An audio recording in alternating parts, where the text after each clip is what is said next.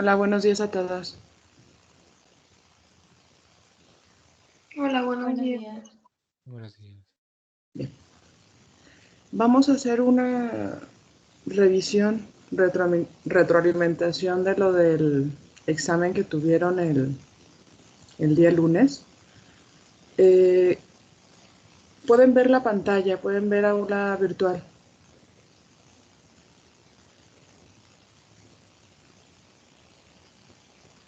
Sí, Sí, maestro, sí se ve. Entonces empezaríamos con esta pregunta que decía paciente con hipotiroidismo secundario.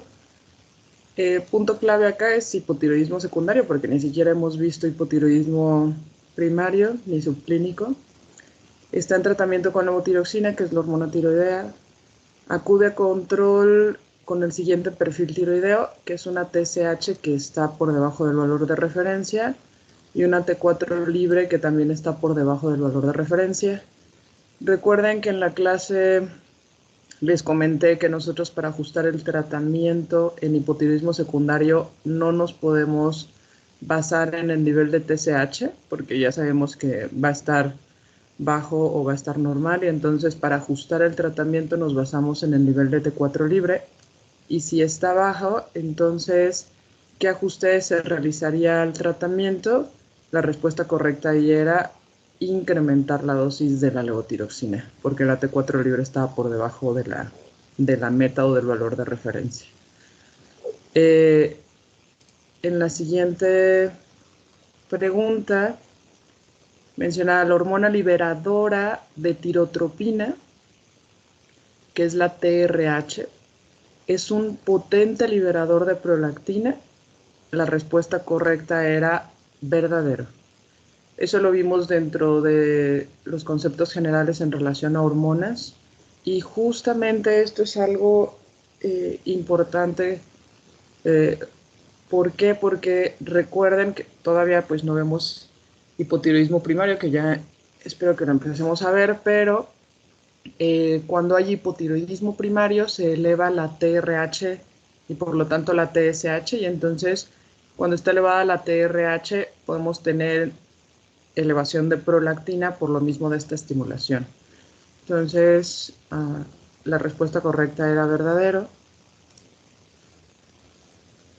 Siguiente caso, mujer de 35 años, presenta salida de leche, galactorrea, amenorrea desde hace un año, en exploración física en mianopsia bitemporal, estudios de laboratorio, una prolactina en 1000 nanogramos por mililitro, sumamente elevada, LH, FSH y estradiol bajo, un hipogonadismo secundario, el resto del perfil hipofisario normal, una resonancia magnética donde reporta un adenoma hipofisario de 38 por 22 por 15, que es un macroadenoma hipofisario y condiciona compresión del quiasma óptico.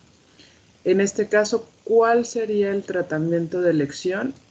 Realmente ya con ese nivel de prolactina no necesitamos ni hacer dilución de prolactina, porque está claro que la paciente tiene datos tanto galactorrea como amenorrea secundaria, una prolactina que corresponde al tamaño del adenoma, entonces este sería un macroadenoma hipofisario productor de prolactina, y aunque tenga datos de compresión del quiasma, el tratamiento de elección para un macroadenoma productor de prolactina es la cabergolina.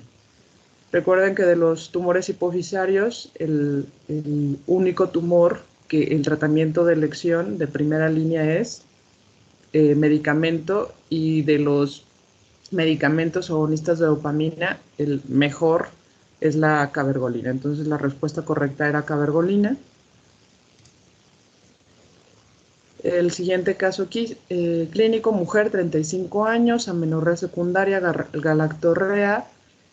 Punto clave en esta pregunta es, cuenta con el antecedente de reflujo gastroesofágico en manejo con omeprazol y metoclopramida, ¿no?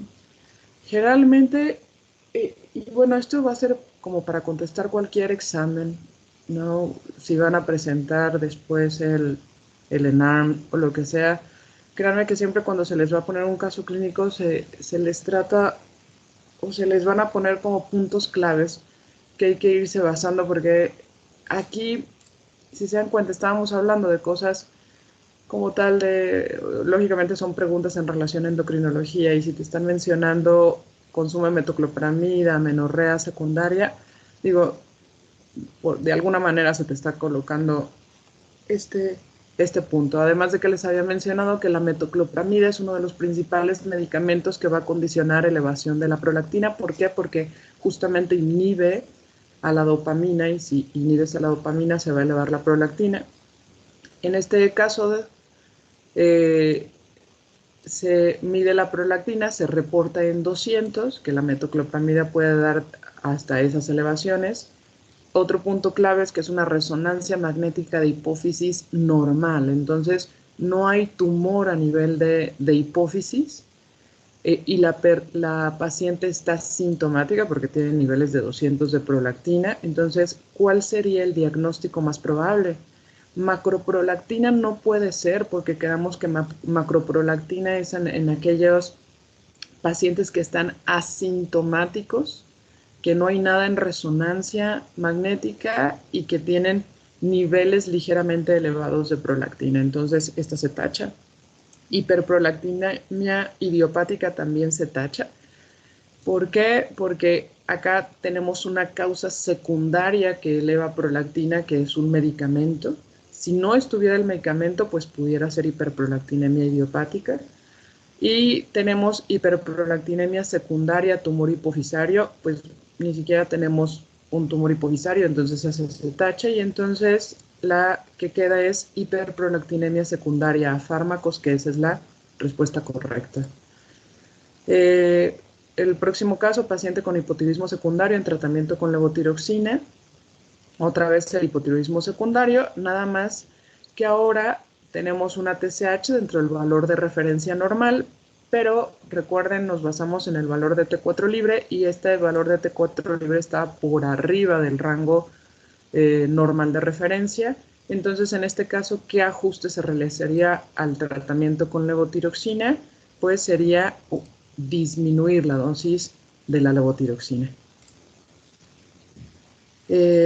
Mujer, 35 años, igual a amenorrea secundaria, es el mismo caso que está tomando la metoclopramida, 200 nanogramos de prolactina, resonancia magnética normal. ¿Y cuál sería el mejor tratamiento? Si quedamos que es una hiperprolactinemia secundaria a fármacos, entonces el mejor tratamiento sería suspender metoclopramida. Hombre, 55 años, presenta desde hace 6 meses hemianopsia bitemporal, cefalea frontal y disminución de la libido. Resonancia magnética de encéfalo que documenta un tumor a nivel de hipófisis que es 30 por 21 por 15 y comprime el quiasma óptico. Para valorar la función hipofisaria, ¿qué estudio de laboratorio solicitaría? Debería ser el estudio que podamos valorar todos los ejes hipofisarios, que en este caso la respuesta correcta sería esta, que es medición de prolactina, medición de LH, FSH y testosterona para valorar por completo el eje gonadal, medición de ACTH y cortisol para valorar el eje adrenal, medición de IGF-1, porque recuerden que IGF-1 es el factor similar o semejante a la insulina tipo 1, que esa es la mejor manera de forma inicial de valorar el eje del somatotropo, de la hormona de crecimiento, porque este es mucho más estable y se los había comentado en clase. Y para valorar el eje tirotropo es TSH y T4 libre, porque si nos pedimos TSH y no tenemos valor de T4 libre, se nos puede saltar el diagnóstico de hipotiroidismo secundario. Entonces, esta era la respuesta correcta. Tenemos mujer, 25 años, acude a valoración ginecológica anual, está asintomática, se le pidió el perfil ginecológico y reportó una prolactina que está en 25 nanogramos por mililitro. ¿Y qué indicarían en este caso? Uno, recuerden que les mencioné que el valor normal de prolactina en mujeres es hasta 25 y en varones es hasta 20 nanogramos por mililitro. Entonces, primero tenemos a una mujer completamente asintomática, con un valor de prolactina en el límite todavía normal. Entonces, en este caso, ¿qué se indicaría? Pues no precisa tratamiento. Esa sería la respuesta correcta. Un paciente con hipotiroidismo secundario e insuficiencia suprarrenal secundaria siempre se debe iniciar con la sustitución de hormonas tiroideas. Eso es falso. También les puse, de hecho, hasta una notita y lo platicamos y se los comenté durante la clase, que cuando tenemos un paciente con hipotiroidismo e insuficiencia suprarrenal secundaria, siempre se debe sustituir el eje corticotropo, debido a que si primero damos sustitución al hipotiroidismo secundario y no iniciamos sustitución para insuficiencia suprarrenal secundaria, podemos condicionarle a ese paciente una crisis adrenal o la poca reserva que tenía de cortisol. Al darle hormonas tiroideas la vamos a agotar. Entonces, siempre se debe iniciar con glucocorticoide en insuficiencia suprarrenal o por lo menos iniciar a la par el glucocorticoide con hormonas tiroideas. Entonces, aquí la respuesta correcta era falso. Tenemos mujer de 35 años, crecimiento de manos y talla del calzado de forma progresiva, rasgos faciales prominentes, se sospecha en acromegalia, se inicia abordaje y se confirma este diagnóstico de forma bioquímica. ¿Y cuál es la causa más frecuente de acromegalia? La causa más frecuente de acromegalia es un tumor hipofisario productor de hormona de crecimiento, ¿no? Esta es la causa más frecuente de acromegalia. Esa es la respuesta correcta.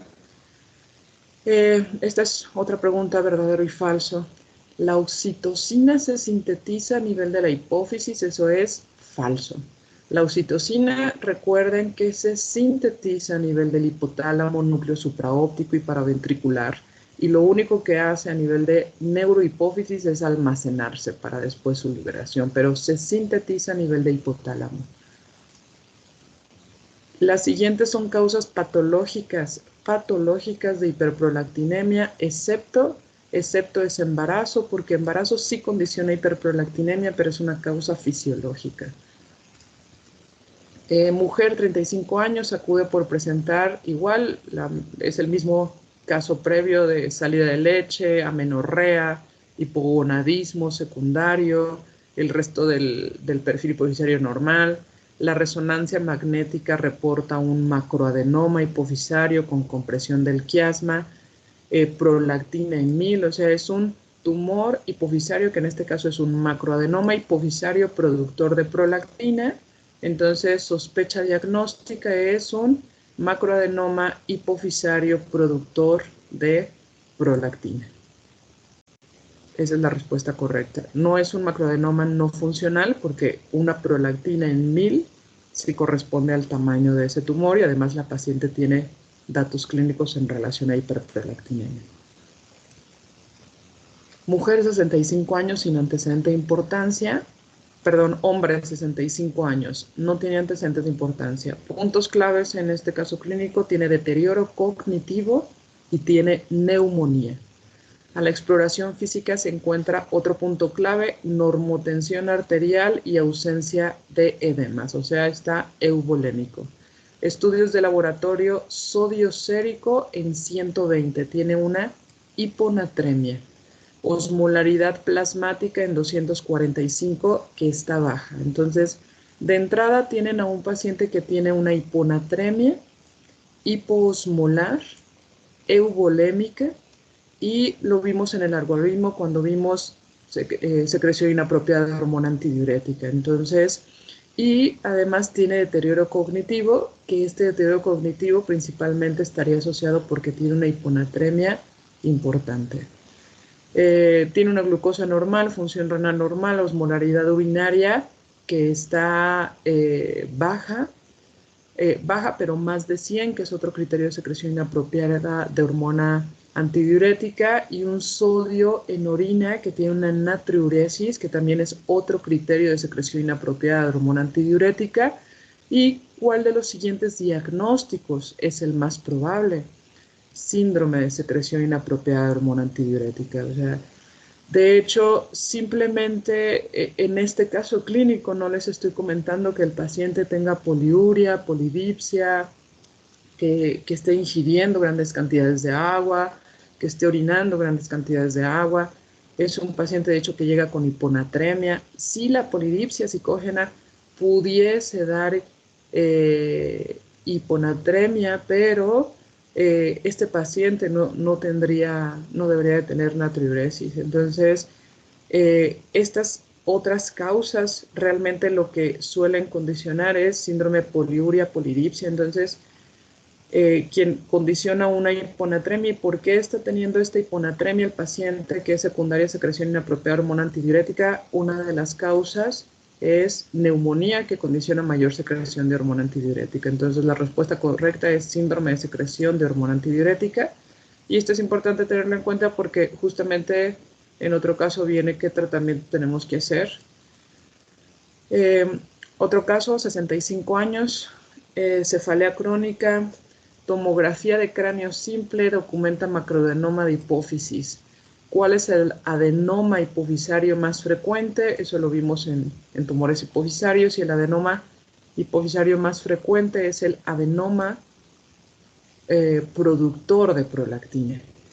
Ese ocupa el número 1 de los adenomas hipofisarios. El número 2, adenoma hipofisario no funcional. Entonces la respuesta correcta aquí era adenoma hipofisario productor de prolactina.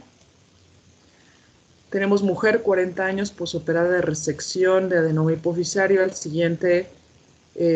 día siguiente, entonces tenemos una mujer que es posoperada de adenoma hipofisario. Al día siguiente de la cirugía, presenta una uresis de 5,000 mililitros, o sea, 5 litros, ingesta de agua de 3 litros. En sus estudios de control ya tiene un sodio sérico de 150. Osmolaridad urinaria está muy baja. ¿Y cuál sería su indicación? Es claro porque les estoy poniendo que ya esta paciente es posoperada, que es la causa número 1 de diabetes insípida, que tiene poliuria y polidipsia y que ya tiene un sodio sérico por arriba de 145 y una osmolaridad urinaria baja. O sea, ya con esos datos podemos deducir que esta paciente tiene una diabetes insípida central que es posquirúrgica. Y simplemente ya la paciente tiene un sodio sérico de 150, entonces a esta paciente primero no le vamos a administrar solución hipertónica porque sería administrarle más sodio sérico incrementarle el sodio sérico a esa paciente, esa es incorrecta. Realizar prueba de deshidratación, o sea, a esta paciente de hecho ni siquiera pudiera hacerle prueba de deshidratación porque la voy a descompensar todavía más, porque ella no se está logrando ni compensar. Y además ya tengo tanto el antecedente quirúrgico, la poliuria, la polidipsia, un sodio sérico en 150, que recuerden que hasta la prueba de deshidratación se cancela cuando el sodio sérico sube por arriba de 148. Entonces, en esta paciente ya ni siquiera puedo o ni siquiera está indicado ya realizar prueba de deshidratación.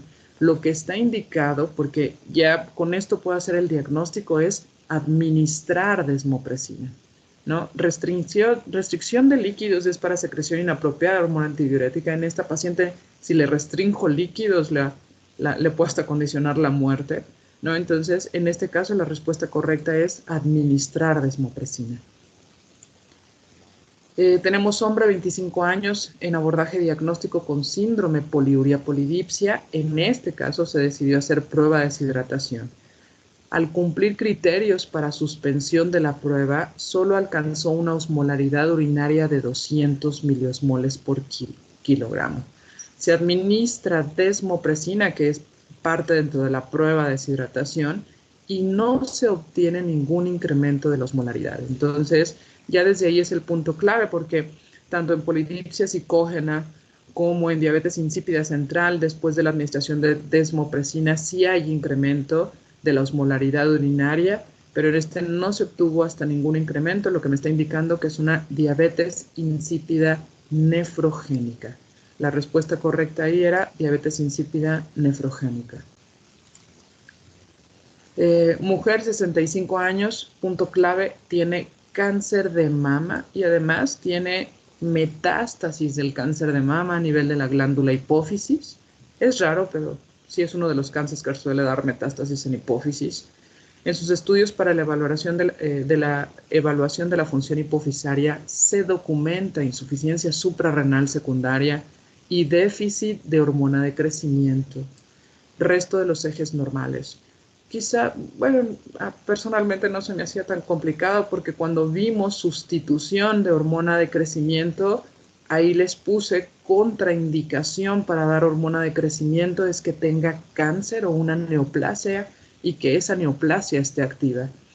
¿Qué tratamiento estaría indicado en esta paciente? Yo sé que esta paciente tiene tanto insuficiencia suprarrenal secundaria y déficit de hormona de crecimiento, pero el único tratamiento que puedo darle es prednisona, que es para sustituirlo de la insuficiencia suprarrenal.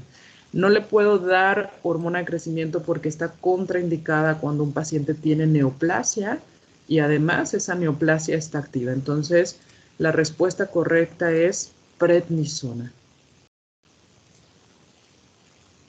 Las siguientes son pruebas que se solicitan para el diagnóstico de insuficiencia suprarrenal secundaria, excepto es prueba de estimulación con TSH. O sea, esta es la única que no entra de esto. Todas las demás pruebas sí las utilizamos para el diagnóstico de insuficiencia suprarrenal secundaria. Entonces, esta es la respuesta correcta. En insuficiencia suprarrenal secundaria se indica sustitución con glucocorticoide y mineralocorticoide. Eso es falso. Recuerden que en insuficiencia suprarrenal secundaria solamente damos sustitución con glucocorticoide y eso también lo vimos durante la presentación. Entonces, respuesta correcta es falso. Cuando se da glucocorticoide y mineralocorticoide es cuando tenemos insuficiencia suprarrenal pero primaria. Mujer, 35 años, acude por presentar cefalea crónica, última menstruación hace 10 meses, a la exploración física en mianopsia bitemporal, resonancia magnética, tiene un macroadenoma hipofisario, en estudios de laboratorio tiene un hipogonadismo secundario y ¿cuál es el punto clave? Tiene una prolactina de 88. Esa prolactina de 88 está ligeramente elevada y no corresponde con el tamaño del tumor en hipófisis. Es por eso que se realizó prolactina dilución 1:100 como para tratar de descartar efecto gancho. Al realizar la prolactina dilución 1:100 se reporta de hecho hasta la prolactina más baja de la otra prolactina que se había solicitado. Por lo tanto, esta paciente no tiene efecto gancho. ¿Qué quiere decir eso? Que ese tumor hipofisario no produce prolactina. Lo que está haciendo ese tumor hipofisario o ese macroadenoma es que está afectando el tallo hipofisario y por eso tenemos esta ligera elevación de prolactina, que más bien sería efecto tallo. Entonces, ¿cuál es el diagnóstico más probable? El diagnóstico más probable es un macroadenoma hipofisario no funcional con hipogonadismo secundario. Bien. En relación a la regulación hormonal de los ejes hipotálamo, hipófisis y glándula periférica, el tipo de retroalimentación positiva es el más común. Eso es falso. El tipo de retroalimentación negativa es el más común, entonces la respuesta correcta era falso. Mujer, 35 años, tiene igual sospecha de acromegalia. ¿Cuál de los siguientes estudios le ayudaría a confirmar este diagnóstico? La respuesta correcta es medición de factor de crecimiento semejante a la insulina tipo 1, que es el IGF-1. Medición de hormona liberadora de hormona de crecimiento, no. Medición de somatostatina, no. Recuerden que de hecho hasta la somatostatina es la gran inhibidora, o sea que inhibe la hormona de crecimiento. Y medición de hormona de crecimiento aislada, no. Recuerden que eso se los comenté cuando vimos este abordaje. Medir de forma aislada la hormona de crecimiento, podemos tener una gran variabilidad simplemente por el ritmo circadiano de la hormona de crecimiento, por la pulsatividad. Entonces, Aquí la respuesta correcta era medir el factor de crecimiento semejante a la insulina tipo 1, que es el IGF-1 o también se le conoce como somatomedina C. Hombre 75 años, tiene cáncer pulmonar microcítico. Punto clave es que tiene cáncer de pulmón microcítico y que está asintomático. En estudios de laboratorio tiene una hiponatremia, pero esa hiponatremia no está marcada. Tiene una osmolaridad plasmática baja, entonces tiene una hiponatremia hiposmolar. Glucosa normal, función renal normal, osmolaridad urinaria está arriba de 100. Sodio en orina arriba de 20 o de 40, entonces tiene una hiponatremia hiposmolar que tiene una osmolaridad urinaria arriba de 100 y una natriuresis. Entonces nos está indicando que este paciente tiene una secreción inapropiada de hormona antidiurética, está asintomático y tiene una hiponatremia que no es tan marcada y además, repito, está asintomático. Aquí no vamos a dar desmopresina porque eso disminuiría más el sodio. Restricción hídrica entre 500 a 1000 mililitros, esa es la respuesta correcta. No se da solución hipertónica porque el paciente primero está asintomático y no tiene una hiponatremia severa. Y en este caso sí precisa tratamiento, entonces esta no es la correcta. Entonces, respuesta correcta es restricción hídrica entre 500 a 1000 mililitros, que es el manejo de secreción inapropiada de hormona antidiurética, que es un manejo crónico. ¿Y cuál es la causa más frecuente de diabetes insípida central? Es la cirugía de resección de tumores a nivel de hipófisis. Esa es la causa más frecuente. El tratamiento de primera línea en un paciente con acromegalia es la cirugía. Eso es verdadero. Las siguientes hormonas comparten una estructura semejante en su cadena alfa, excepto ACTH. Todas las demás sí comparten esa semejanza de la cadena alfa, que es LH, FSH y TSH. Acá la respuesta correcta era ACTH. Los siguientes son causas de diabetes insípida nefrogénica, excepto. Causas de diabetes insípida nefrogénica se los había dado durante la presentación. ¿Qué causa diabetes insípida nefrogénica? Lo causa hipercalcemia, que es elevación del calcio, hipocalemia, que es disminución del potasio, y el litio. La respuesta correcta aquí era hipocalcemia, que es calcio bajo. Esa no condiciona diabetes insípida nefrogénica, lo condiciona su contraparte, que es hipercalcemia. Entonces aquí la respuesta correcta era hipocalcemia. Y paciente con insuficiencia suprarrenal secundaria en tratamiento sustitutivo. Insuficiencia suprarrenal secundaria en tratamiento sustitutivo, acude a consulta de control. ¿Y con qué parámetros decidirá ajustar la dosis del tratamiento sustitutivo? Bueno, ¿con qué parámetros decidiríamos ajustar esa dosis?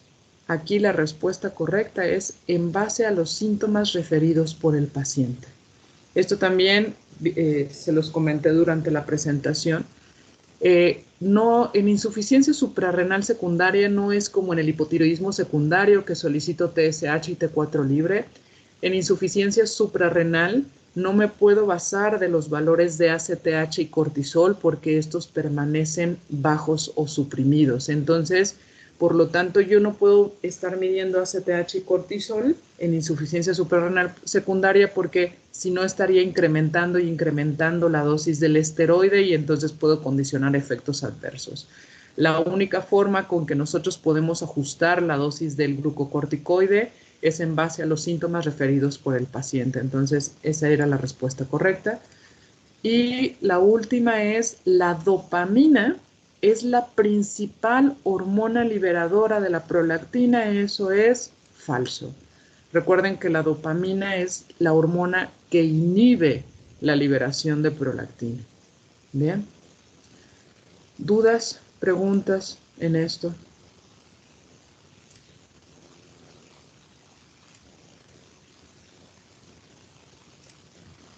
¿No tienen algún comentario del caso del examen?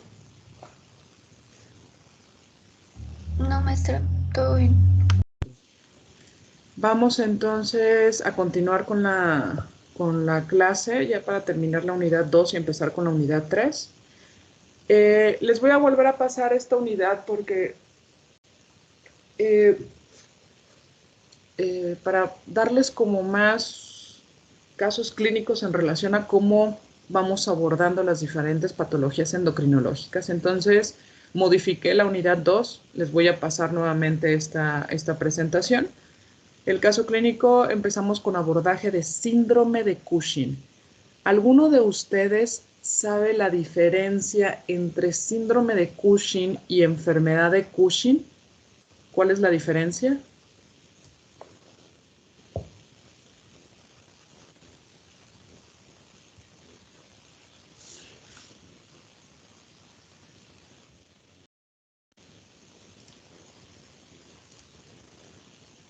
¿Está Sebastián?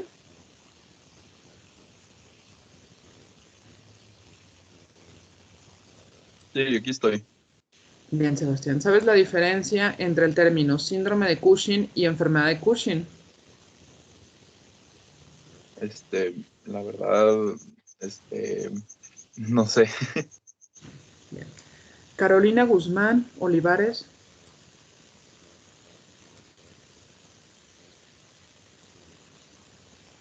¿Sabes la diferencia? La verdad no, doctora. César Daniel Lupercio Romo. Aquí está, doctora, pero no sé, bueno, es que lo que yo entendí es que síndrome es cuando solo se tienen las características y ya cuando la enfermedad es cuando se tiene el diagnóstico, ¿no? No, bien. Uno, es muy importante o sugerencia, no nada más para la clase de endocrinología, sino para toda su vida como médicos, pero más también para que vayan entendiendo estos temas. Es que lean el tema. Se supone que este tema ya se debió haber leído desde hace como 2 clases, ¿no? En el libro, de hecho, viene sumamente sencillo, ya sea si leen del Dorantes o del Greenspan, o es más, si quieren tener hasta información mucho más actualizada, nada más se meten a PubMed, ponen síndrome de Cushing y justamente ahí van a encontrar las diferencias. Entonces, eh, es muy importante o sugerencia, hay que leer antes de la clase porque si no van a quedar demasiadas dudas o si no van a tener dudas hasta después que vemos o que ustedes empiezan a estudiar para el examen. Y para ver estos tipos de caso clínico, lo mejor es que ya hayan leído el tema para que solamente vayan viendo cuando ustedes leyeron ese tema, vayan tratando de resolver sus propias dudas. Porque me llamó mucho la atención las calificaciones que se obtuvieron en relación a lo del examen, porque tienen hasta la presentación, tienen libros donde leer, tienen internet donde bajar artículos que vienen hasta artículos de revisión, ya sea en español o en inglés. Entonces, ustedes como médicos tienen que nunca van a terminar de estudiar. O sea, hagan la especialidad que quieran hacer. Eh, bueno, quiero suponer que eso también debe de existir en otras licenciaturas, pero en medicina tienen que seguir leyendo y actualizándose, ¿no? Entonces, este término de diferencia entre síndrome de Cushing y enfermedad de Cushing hasta lo mencioné en la clase pasada. La síndrome de Cushing, cuando decimos síndrome, es un conjunto de características, tanto de signos y síntomas, y que tiene diferentes causas, ¿no? Y al decir enfermedad de Cushing, es un paciente que tiene los datos clínicos de Cushing, lógicamente, pero que la causa específica es un tumor hipofisario productor de ACTH. Esa es la diferencia entre el síndrome de Cushing y decir síndrome de Cushing y decir enfermedad de Cushing. La enfermedad de Cushing entra dentro del síndrome de Cushing. Entonces empezamos con este caso clínico. Es una mujer de 45 años. Tiene antecedentes relevantes, tabaquismo positivo con un índice tabáquico de 6.4 paquetes año. Niega consumo de fármacos, herbolaria o suplementos. Eso se los comento porque dentro del abordaje de un paciente que sospechamos síndrome de Cushing, siempre es importantísimo preguntar si no está consumiendo algún fármaco que pueda contener glucocorticoide, está consumiendo suplementos, aunque ellos llamen suplementos naturistas, porque muchos de ellos, a veces el paciente ni sabe que tiene glucocorticoides. El resto estaba preguntado y negado.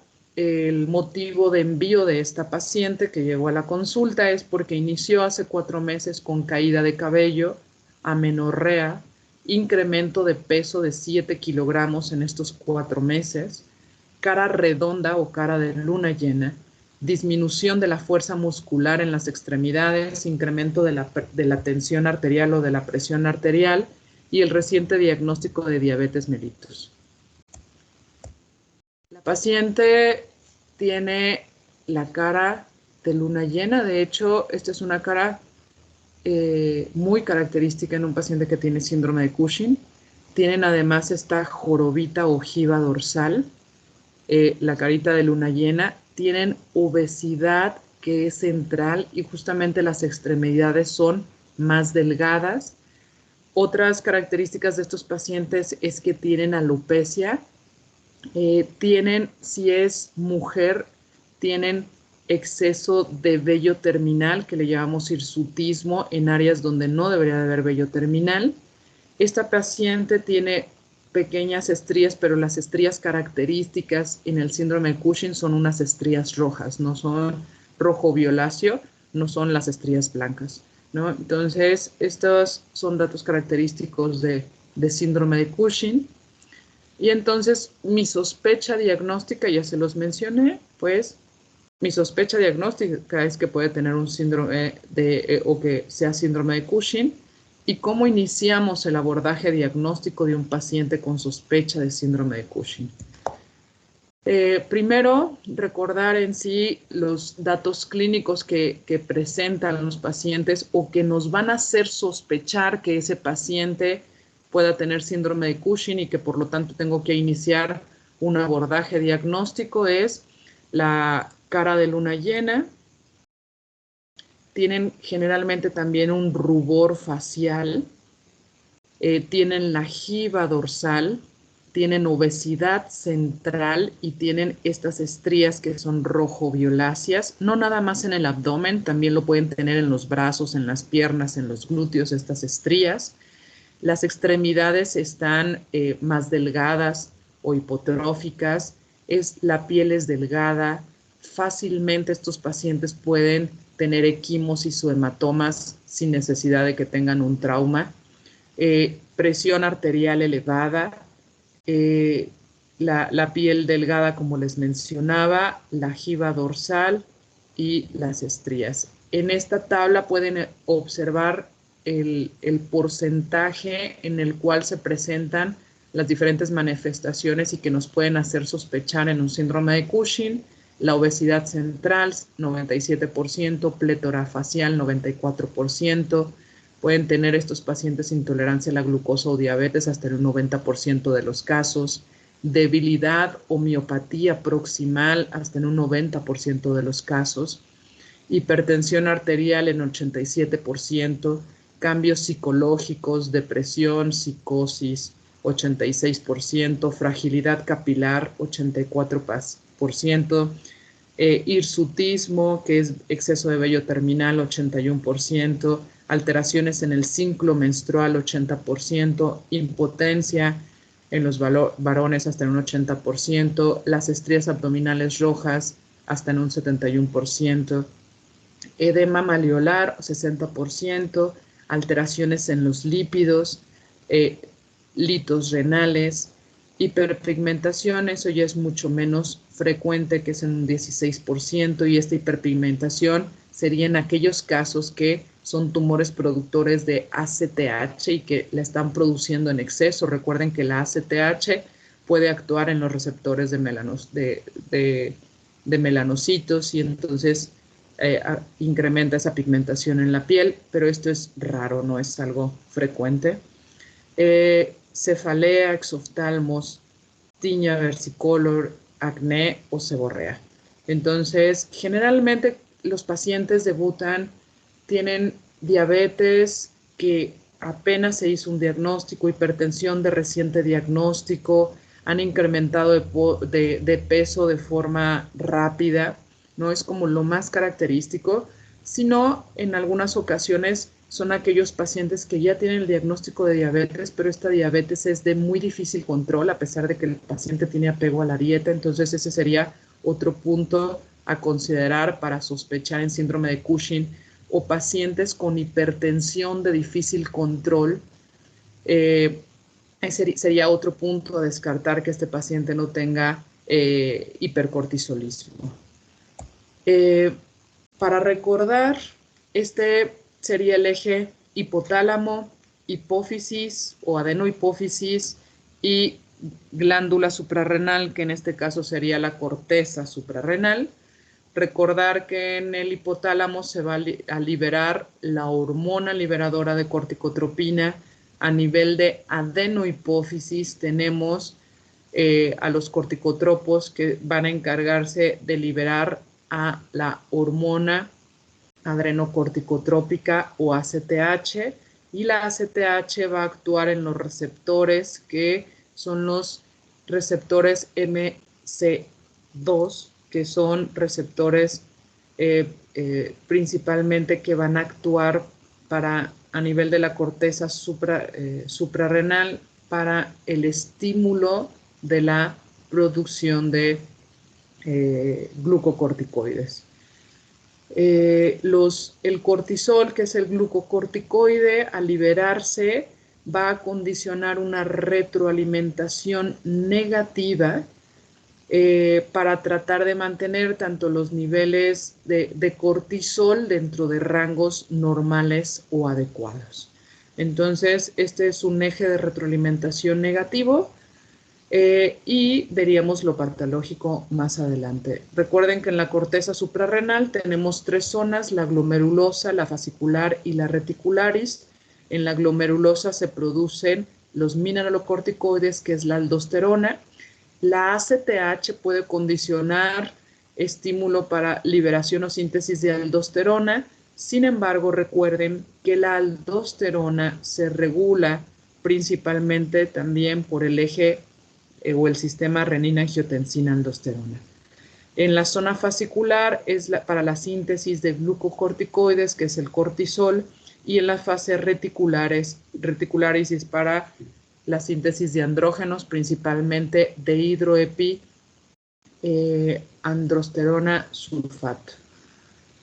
De aquí el cortisol sérico, que es en el que nos vamos a enfocar en este tema, tiene un ritmo circadiano. Hay un pico, generalmente este se va elevando entre las 2 a 3 de la madrugada, pero tenemos un pico a las 6, 8 de la mañana. Generalmente esto es en personas que tienen una vida diurna. Y tenemos un nadir o una disminución del cortisol sérico poco después de la medianoche. ¿Para qué nos sirve saber este patrón? Principalmente para el abordaje de un paciente que estamos sospechando de síndrome de Cushing y para las diferentes pruebas de escrutinio que vamos a realizar. ¿Qué estímulos se tienen para la activación de este eje hipotálamo-hipófisis adrenal? Hay estímulos que son neurogénicos y son factores fisiológicos, como es el dolor, ansiedad, y hablar en público va a activar a nivel del hipotálamo la liberación de CRH. Hay estímulos fisiológicos como la hipotensión, hipoxia, infecciones e hipoglucemia. También activan este eje para la síntesis y liberación de cortisol. Trauma y quemadura también son estímulos para la activación de este eje.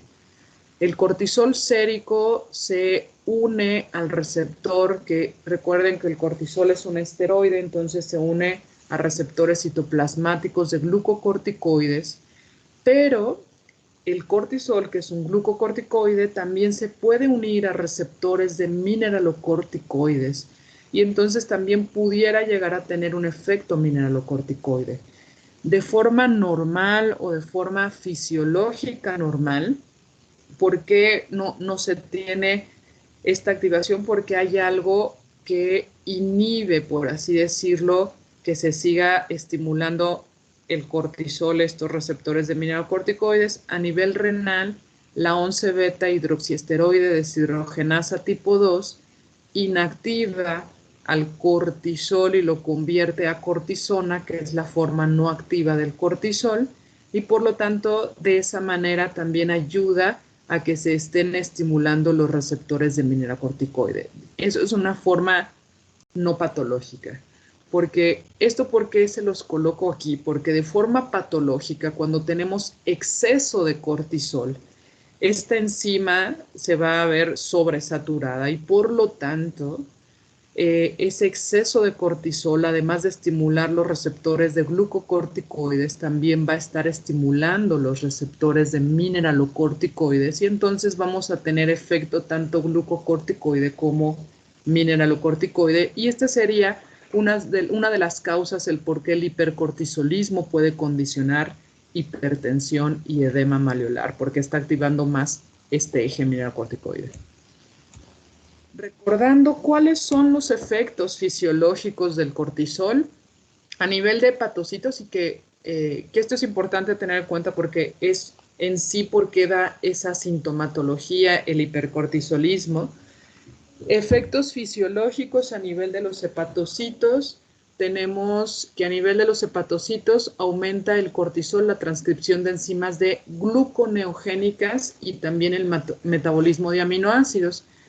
Entonces vamos a tener cuando tenemos exceso de cortisol, podemos tener incremento a nivel de la liberación o de la síntesis de glucosa a nivel hepático. Eso es cuando hay en exceso, ¿no? A nivel del tejido adiposo, el cortisol promueve la lipólisis, que aumenta la liberación de ácidos grasos y glicerol. Por lo tanto, cuando tenemos exceso de cortisol, me va a condicionar liberación de ácidos grasos y por lo tanto me puede generar dislipidemia.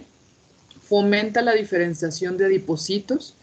Esto explicaría que con el exceso de cortisol hay mayor depósito de grasa a nivel central y explica la obesidad central.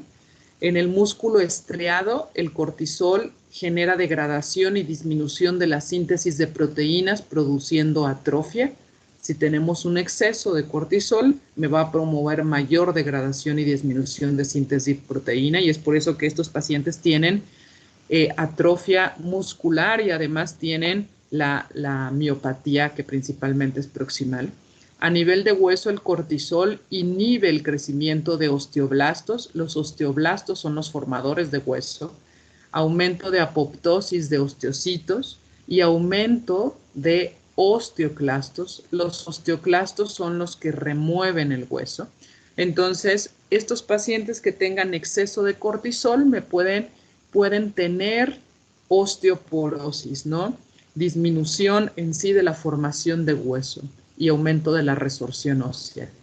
Efectos fisiológicos del cortisol en sistema vascular: aumenta la contractilidad del músculo liso, entonces me va a aumentar, si tengo exceso de cortisol, me incrementa la contractilidad o la vasoconstricción y eso también es una causa que me puede generar hipertensión arterial.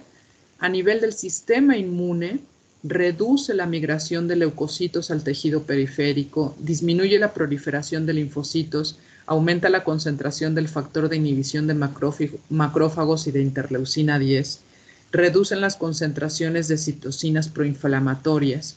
En el sistema nervioso central, aumenta la apoptosis neural en el hipocampo, condiciona, por lo tanto, o me puede condicionar cuando hay exceso de cortisol.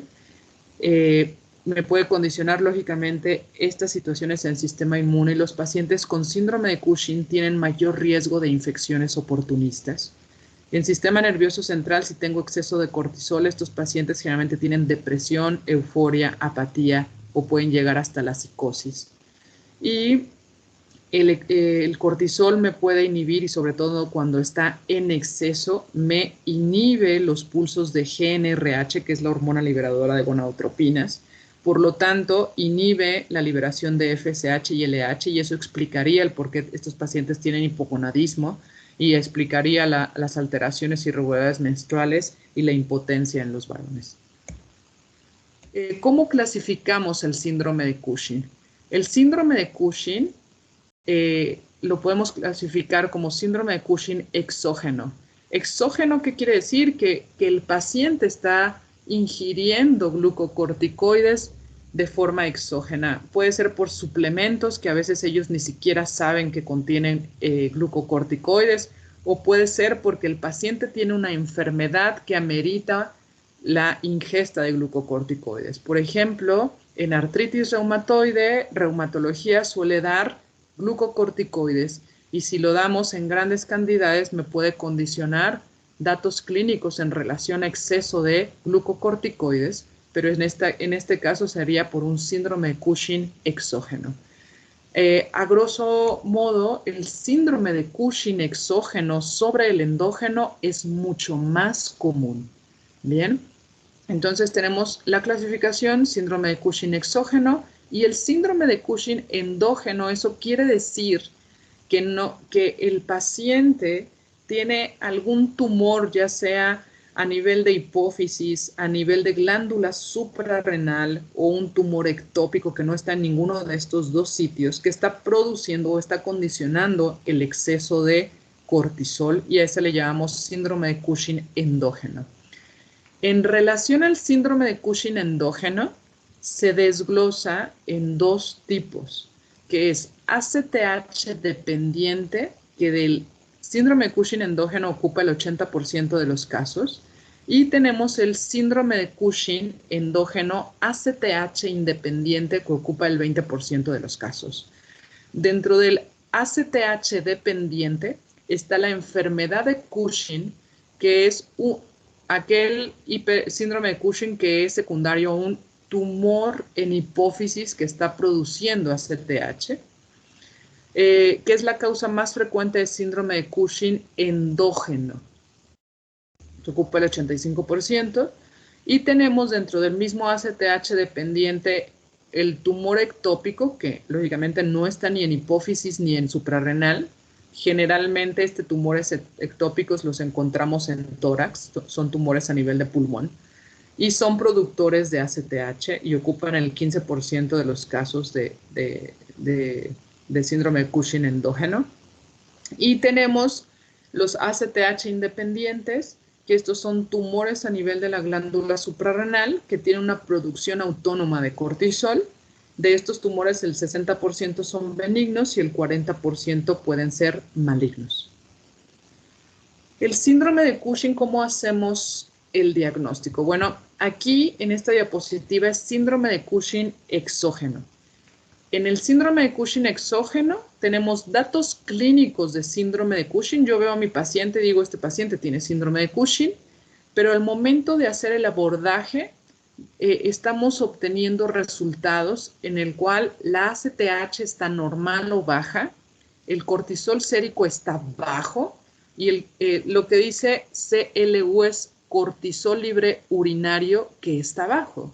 Entonces, me está dando datos como si el paciente, datos bioquímicos, como si mi paciente tenga insuficiencia suprarrenal secundaria, pero clínicamente mi paciente tiene síndrome de Cushing. Cuando encuentren esta asociación, piensen que este paciente tiene un síndrome de Cushing exógeno, o sea, que mi paciente está consumiendo fármacos que contienen glucocorticoides, y como lo está consumiendo de forma exógena, está haciendo que mi eje hipotálamo, hipófisis y corteza suprarrenal se bloqueen, y es por eso que tengo ACTH baja y cortisol bajo y que tengo una insuficiencia suprarrenal secundaria. ¿Esto por qué se los coloco aquí? Porque si yo voy a intentar retirarle ese glucocorticoide a mi paciente, hay que tener en cuenta el tiempo que lleva consumiendo de forma exógena el glucocorticoide, porque si de un día a otro yo le retiro el glucocorticoide a mi paciente, sé que tiene una insuficiencia suprarrenal y que si yo le quito el glucocorticoide de forma abrupta, le puedo condicionar una crisis adrenal y poner en riesgo su vida. Entonces, el síndrome de Cushing exógeno, datos clínicos del síndrome de Cushing, pero bioquímicamente ACTH, cortisol libre en orina están bajos. Entonces, doy diagnóstico de síndrome de Cushing exógeno. Aquí les coloqué este pequeño gráfico, más que no se puso encima de la otra. Voy a modificarlas un poquito. Estos suplementos son naturistas y lamentablemente los pacientes los pueden comprar sin ninguna indicación médica, automedicárselos. Y estos medicamentos se suelen vender o suplementos los suelen vender, lógicamente es un fraude. No contienen en la caja que tienen glucocorticoides y los venden porque son productos milagros que quitan el dolor, ¿no? Lo típico y lo que llega muy frecuentemente a la consulta es porque el paciente tiene dolor, ya sea en rodillas, en alguna parte de su cuerpo, y para quitar ese dolor compra estos suplementos y lamentablemente contienen glucocorticoides, aunque no lo diga en el envase. Entonces, digo, les traje esta imagen para que ustedes vean, aunque hay muchos otros, ¿no? Pero estos son de los más comúnmente que han llegado a la consulta. Entonces, mucho cuidado en relación a la ingesta de estos fármacos porque sabemos que, aunque no lo diga, tiene glucocorticoide. Al consumirlo de forma cotidiana, el paciente después empieza a tener datos de exceso de glucocorticoide, que es un síndrome de Cushing, y cuando evaluamos al paciente nos vamos encontrando que tienen ACTH y cortisol bajo y podemos dar el diagnóstico de Cushing exógeno. ¿Qué hacemos si mi paciente tiene el diagnóstico de síndrome de Cushing exógeno? Bueno, el consumo exógeno de los glucocorticoides va a condicionar la supresión del eje hipotálamo, hipófisis y glándula suprarrenal y me condiciona una insuficiencia suprarrenal secundaria. El tratamiento, ¿qué hacer? Si mi paciente está consumiendo los glucocorticoides, pero es por una indicación médica, por el tratamiento o manejo de una enfermedad, realmente ahí si necesita el glucocorticoide y otro médico se lo indicó, nosotros no podemos quitarles el glucocorticoide, más bien ahí el médico que indica ese tratamiento, que generalmente es más para enfermedades reumatológicas como el lupus, como artritis reumatoide, ahí reumatología valorará si es necesario continuar o no con el esteroide y en dado caso de que se quiera ya retirar el esteroide, se debe de ir indicando una reducción progresiva. Recuerden que si le suspendemos el glucocorticoide o el suplemento de forma abrupta, podemos condicionarle una crisis adrenal porque ya estaba bloqueado mi eje. Pero si el glucocorticoide fue ingerido por el paciente sin tener una indicación médica, ¿no?, que estaba con estos suplementos naturistas, se debe de suspender ese suplemento naturista, pero ahí indicamos nosotros glucocorticoide, pero ya de forma más medida, que en este caso sería prednisona o hidrocortisona, pero quitamos ese suplemento que estaba tomando. Y le vamos indicando de forma progresiva la reducción ya sea de prednisona o de hidrocortisona tomada y vamos a tratar llegar en varios meses a tratar de suspender ya por completo el glucocorticoide y se reevalúa el eje hipotálamo, hipófisis, corteza suprarrenal para ver si mi paciente ya recuperó la función de este eje, o sea, ya remitió la insuficiencia suprarrenal secundaria para una indicación o suspensión de este fármaco. Eso es en relación a síndrome de Cushing exógeno. Y ahora pasando a síndrome de Cushing endógeno, ¿cómo hacemos el abordaje de síndrome de Cushing endógeno? Bueno, descartamos el exógeno. Ya que lo descartamos, vamos a tratar, primer paso, de confirmar que realmente tengamos un exceso de cortisol o hipercortisolismo. Y eso lo hacemos en base a estas tres pruebas. La primera prueba, bueno, podemos hacer cualquiera de estas pruebas o las podemos hacer combinadas. Si nada más hacemos cortisol libre en orina de 24 horas, se sugiere que se hagan 2 mediciones en días diferentes. Si solamente vamos a hacer cortisol salival, también tendrían que ser 2 muestras en días diferentes. O podemos combinar cortisol libre en orina más prueba de dosis baja de dexametasona o cortisol salival más prueba a dosis baja de dexametasona o a la inversa. El cortisol libre en orina de 24 horas, se tiene que solicitar una recolección de orina de 24 horas y medir, lógicamente, el cortisol libre. ¿Qué consideramos normal? Realmente aquí hay diferentes métodos o ensayos para la medición de cortisol en orina y entonces consideramos normal mientras se encuentre dentro de los rangos de referencia marcados por ese laboratorio, ¿no? Porque va a variar dependiendo del ensayo que utilice. Y consideramos patológico o exceso de cortisol cuando está por arriba del límite superior normal, ¿no? O consideramos hipocortisolismo cuando está por debajo del límite superior normal que nos dé el laboratorio. En relación al cortisol salival, bueno, aquí me falta decirles, el cortisol libre en orina tiene una sensibilidad de especificidad que va por arriba del 90%. En relación al cortisol salival, se obtiene una muestra de saliva entre las 11 o 12 de la noche, entre las 23 y 24 horas. ¿Por qué precisamente a esa hora?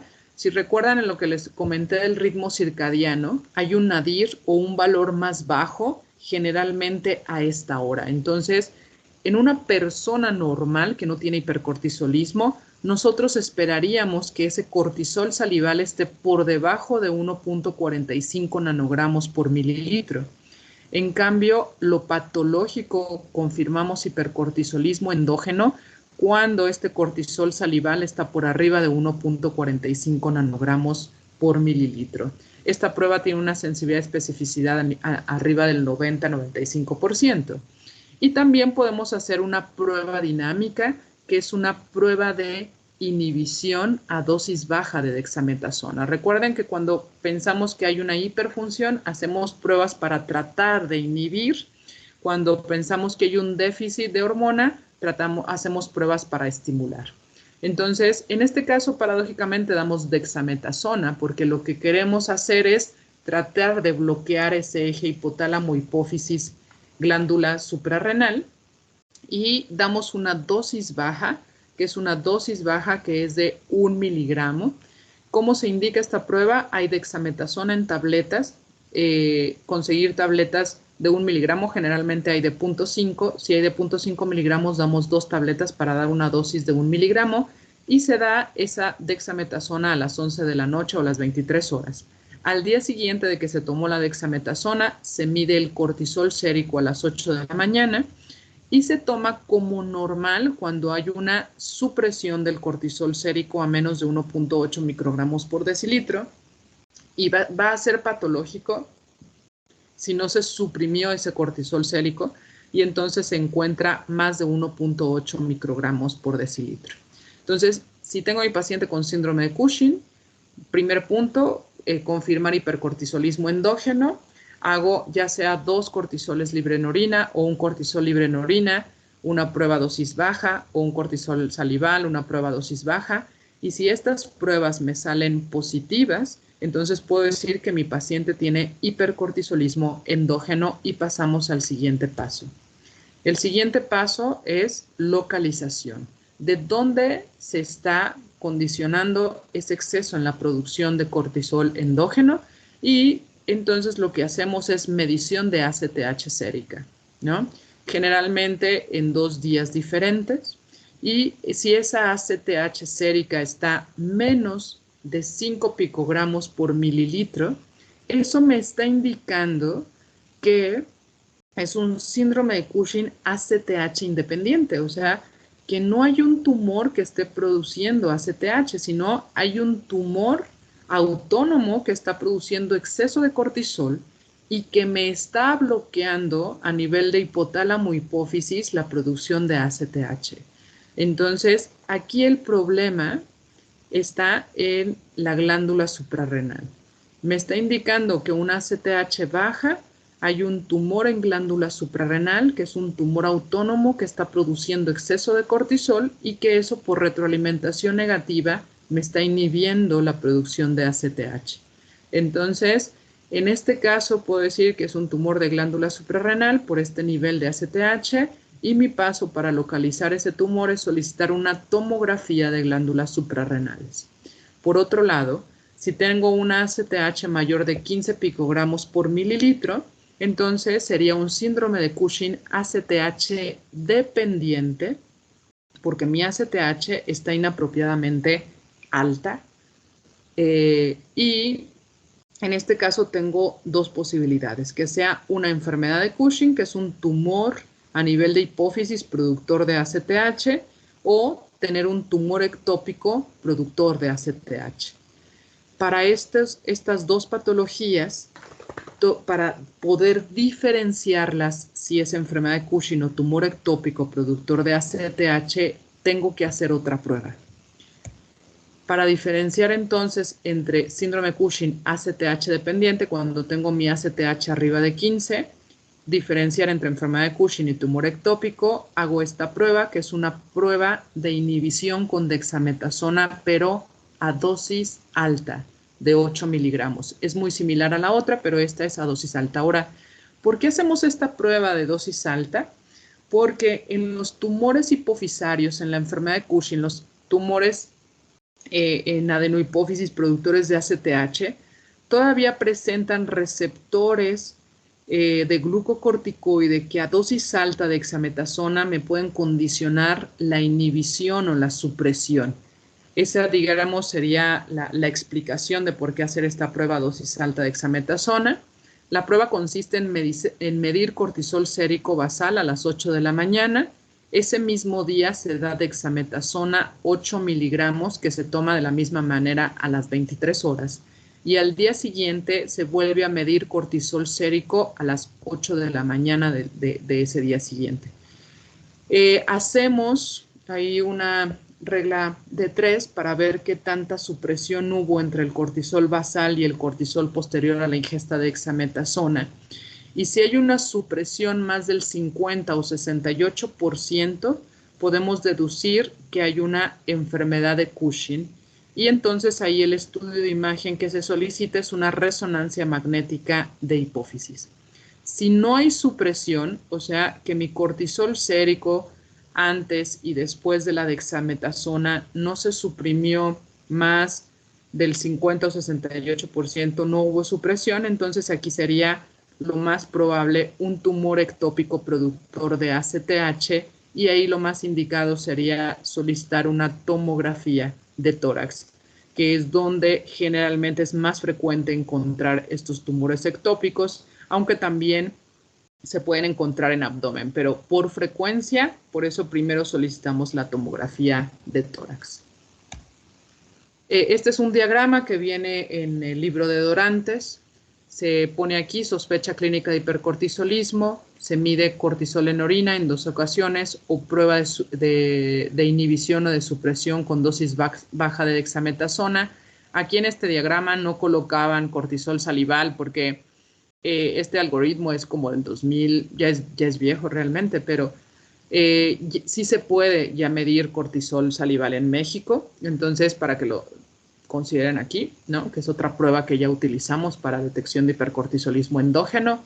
Si estas pruebas están positivas, o sea, tengo un cortisol en orina alto, una prueba de supresión a dosis baja, más de 1.8 microgramo, doy diagnóstico de hipercortisolismo endógeno, ¿no? Si mi cortisol, tanto en orina, salival o en la prueba de supresión estuvo menos de 1.8, se descarta síndrome de Cushing o hipercortisolismo endógeno. En estos otros casos que les ponen aquí es cuando tenemos discordancia. Tenemos cortisol en orina alto, pero en la prueba de supresión sí me suprimió o sí me inhibió o a la inversa. Y entonces acá en este algoritmo lo que se sugería era medir el cortisol en sangre en la noche, porque sabemos que el cortisol sérico en la tarde-noche debería de estar bajo.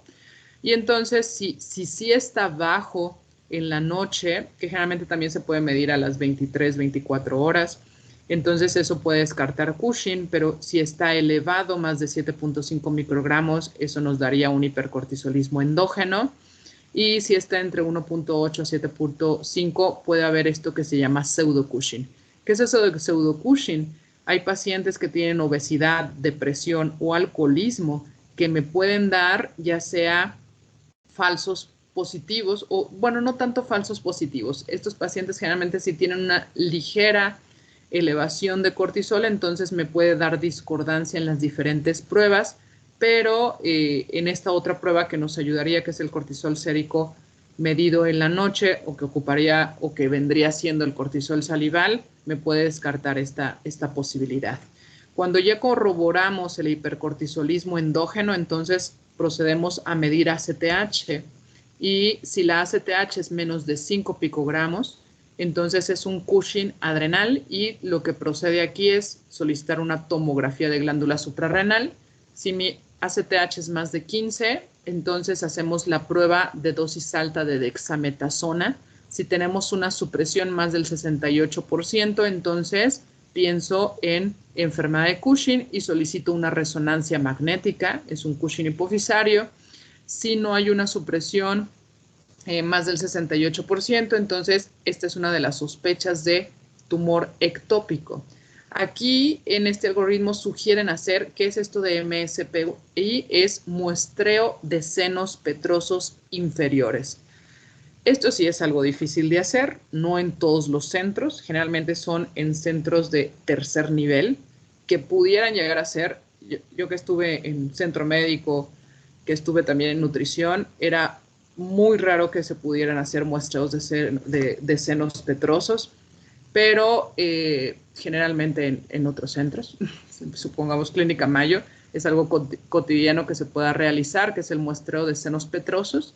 Y lo que hacen en este muestreo de senos petrosos es cuando les queda duda entre si es enfermedad de Cushing o ectópico, entonces canalizan y colocan un catéter a nivel de los senos petrosos inferiores y colocan otro catéter a nivel de vena cava, y lo que hacen es estimular a través de la administración de CRH o desmopresina, porque la desmopresina puede estimular la liberación de ACTH.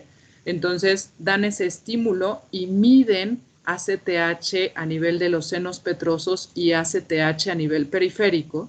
Y si la ACTH está más alta a nivel de los senos petrosos, quiere decir que es un síndrome de Cushing hipofisario, porque el exceso se está produciendo a nivel de hipófisis. Sin embargo, si la ACTH está más elevada a nivel periférico o a nivel de vena cava, entonces lo que nos está sugiriendo que es un síndrome de Cushing con un tumor productor de ACTH, pero está ectópico, ¿no? Entonces, esto es nada más para comentárselos, que si se tiene duda entre estos dos, se puede hacer, aunque ¿qué hacemos en la vida real cuando no podemos hacer un muestreo de senos petrosos? Generalmente, si sabemos que enfermedad de Cushing dentro de los síndromes de Cushing endógenos es la más frecuente, ahí, si no podemos hacer esto para diferenciarlo, solicitamos una resonancia magnética ya de forma directa, y si la resonancia magnética ya hay un tumor hipofisario, pues podemos concluir que, y además pasamos por todo esto, esto nos va a indicar enfermedad de Cushing.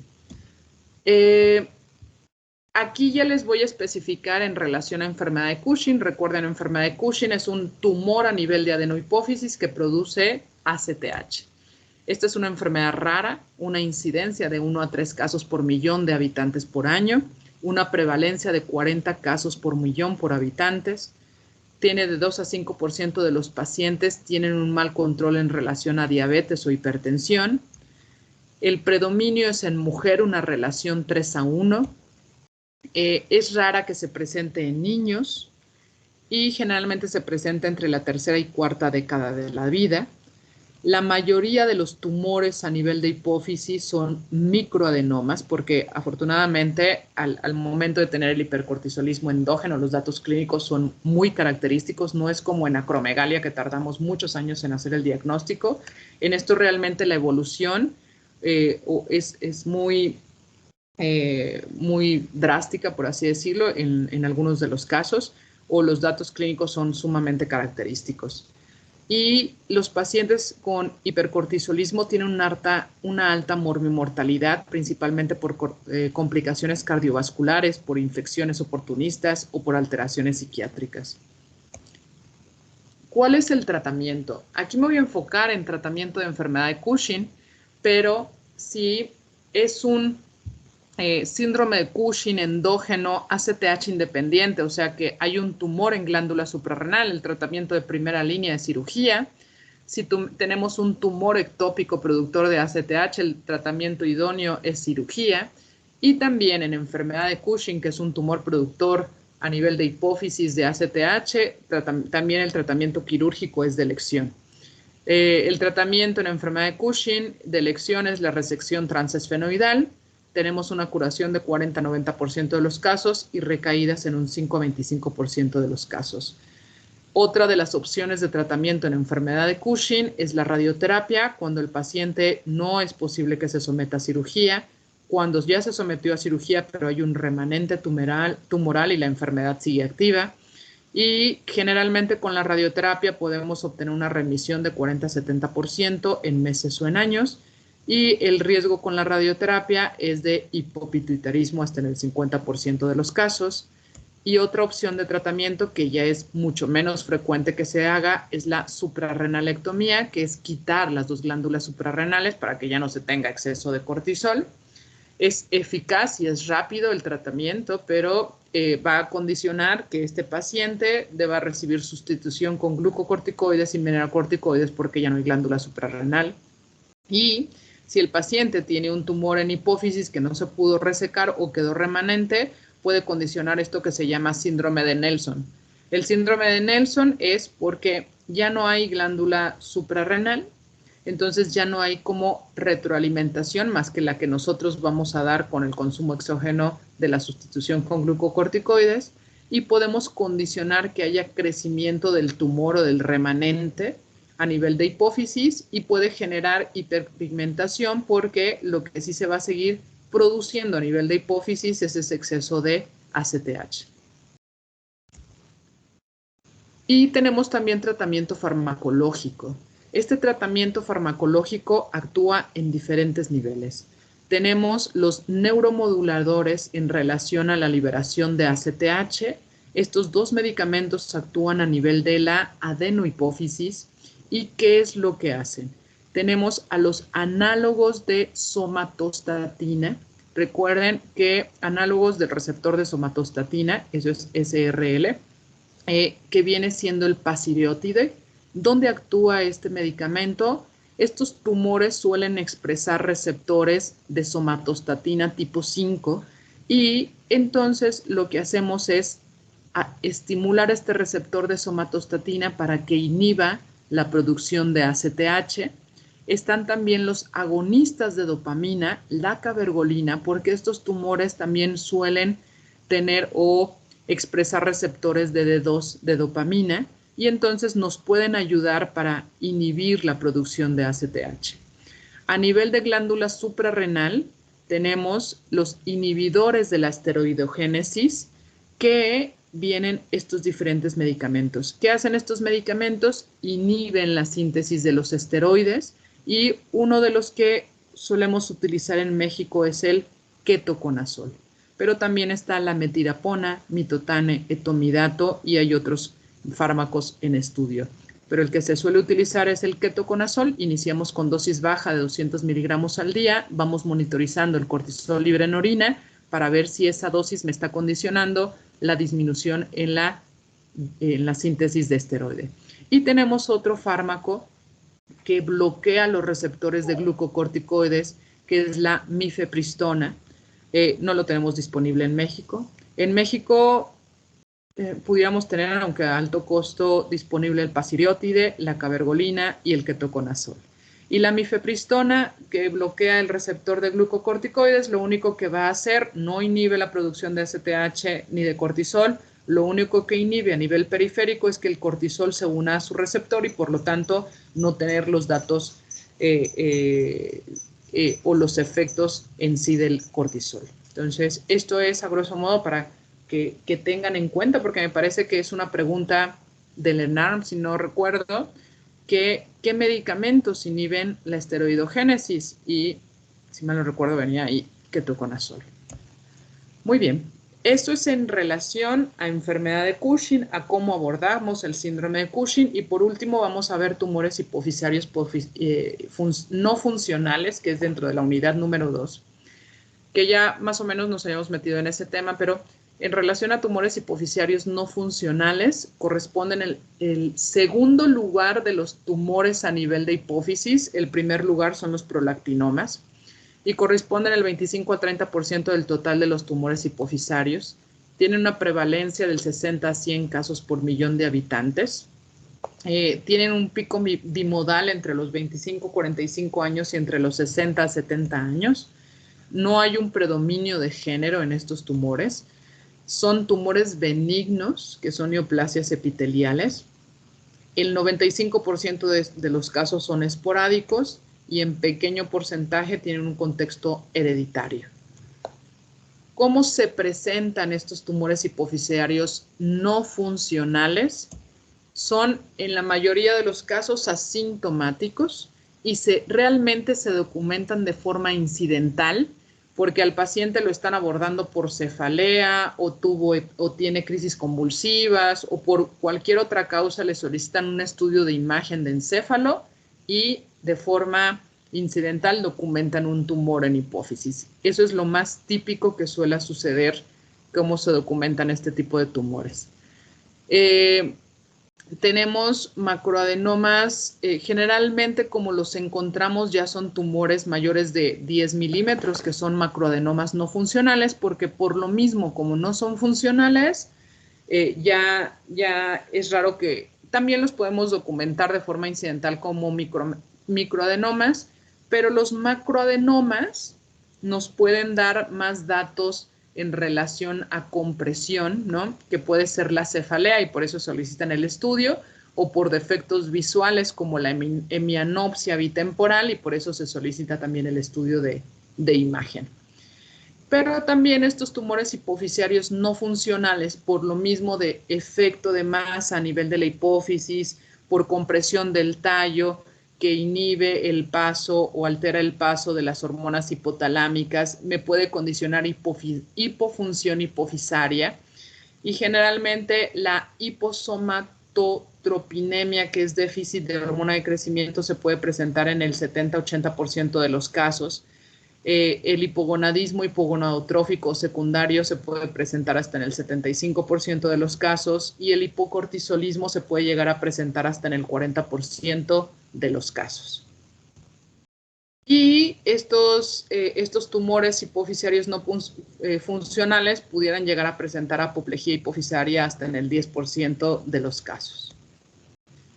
Tener en cuenta que les decimos tumores hipoficiarios no funcionales, pero si hacemos estudios de inmunohistoquímica, estudios histopatológicos, recuerden que estos tumores pueden expresar estas hormonas y entonces les llamamos adenomas silentes. Silentes porque no hay una hipersecreción de estas hormonas, pero sí en la inmunohistoquímica están marcando, ¿no?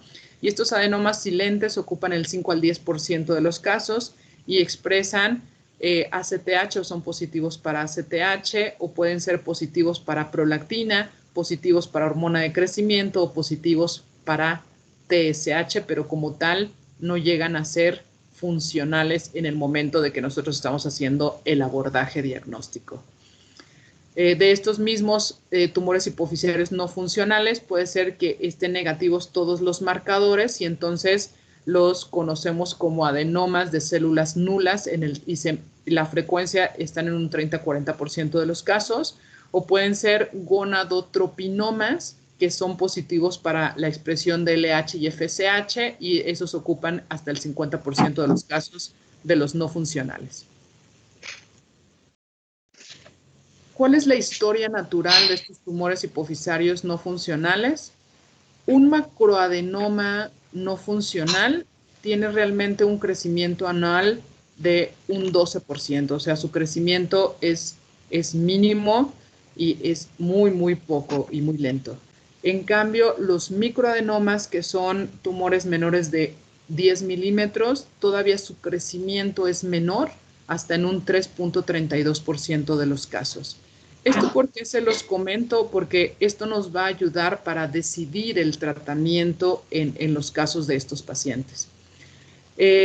Una lesión sólida, si es completamente sólida ese tumor, el crecimiento es de 5.72 de forma anual y si esa lesión es quística, todavía su crecimiento va a ser muchísimo menor en un 0.05% de los casos.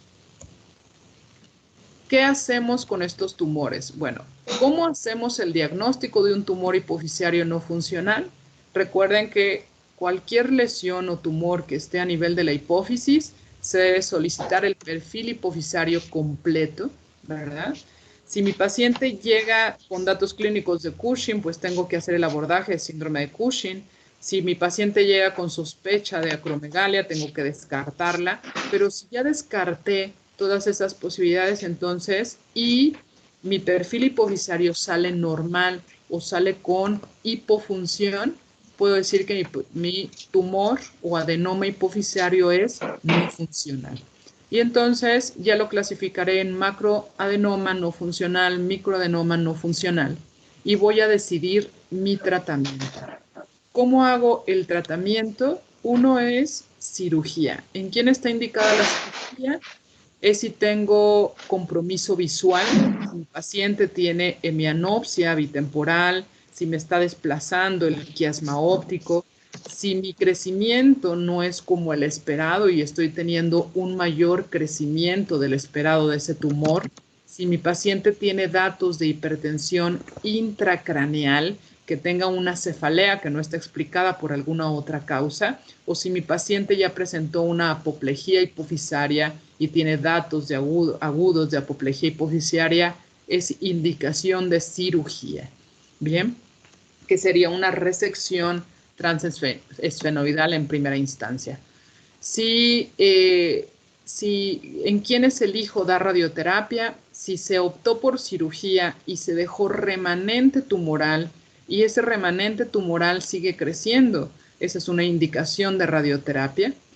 Entonces, principalmente se da radioterapia para tratar de prevenir que siga creciendo ese remanente tumoral y lógicamente son aquellos tumores que no tienen un comportamiento como típico y tienen un crecimiento mucho más rápido del que les había comentado previamente.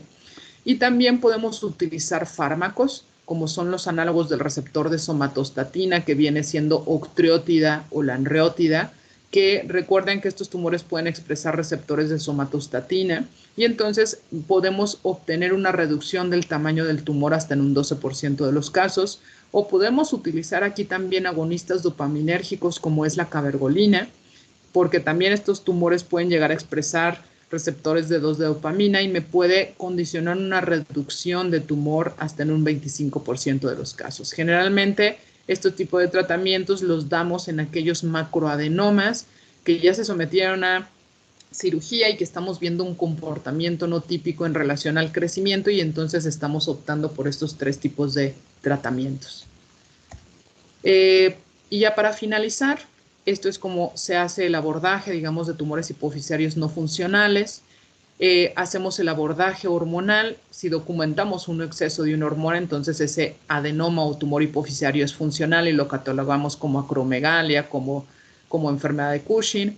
Si las hormonas no están en exceso, sino que están normales o podemos tener hipofunción, entonces damos el diagnóstico de un adenoma hipoficiario no funcional. El mejor estudio de imagen para valorar estas lesiones, recuerden que es la resonancia magnética de hipófisis. Y entonces, dependiendo del tamaño, lo clasificamos en microadenomas menores de 1 centímetro o macroadenomas mayores de 1 centímetro. En los microadenomas, generalmente ahí, si es menos de 5 milímetros, realmente ya ni siquiera requieren monitoreo. Si es más de 5 milímetros, se hace monitoreo cada año con resonancia magnética durante 2 años. Si en esos 2 años ya no hubo crecimiento, ya no se sigue con el monitoreo. Si hubo crecimiento del tumor, entonces seguimos monitorizando de forma anual con resonancia magnética y con perfil hipoficiario. En los macroadenomas, si hay afectación de mi eje visual, compromiso visual, entonces es una de las indicaciones o incremento de la presión intracraneal o un crecimiento muy rápido de ese tumor. El tratamiento de elección es la cirugía con resección transesfenoidal. Si se logra quitar todo el tumor, excelente. Si no se logra quitar todo el tumor, entonces se valora si es necesario dar radioterapia o alguno de los fármacos que les comenté. Si no hay compromiso de la vía visual, no hay datos de incremento de la presión intracraneana, podemos continuar con el monitoreo de forma anual, tanto con resonancia como perfil hipofisario, y ver si presenta un crecimiento o no esa lesión. Bien, este es el fin de la unidad número 2. No sé si tengan alguna duda o pregunta. Doctora. Dime. Si quiere... Bueno, ay, casi no se escucha mi compañero. Bueno, tengo una duda sobre por qué quitar los glucocorticosteroides, pues no rápidamente, sino paulatinamente para no generar una crisis adrenal. Bien, lo que les comentaba ahí es que si el paciente ya lleva varios meses, si por ejemplo solo llevara un día, no habría problema de suspendérselo. Si llevara menos de una semana, no habría problema de suspendérselo de forma abrupta. Pero generalmente llevan más de una semana. Y generalmente cuando se da el glucocorticoide por más de una semana y más de 5 a 7.5 miligramos de prednisona o el equivalente a esto, lo que hace este glucocorticoide exógeno es que bloquea al eje hipotálamo-hipófisis y corteza suprarrenal. ¿Qué es eso de bloquea?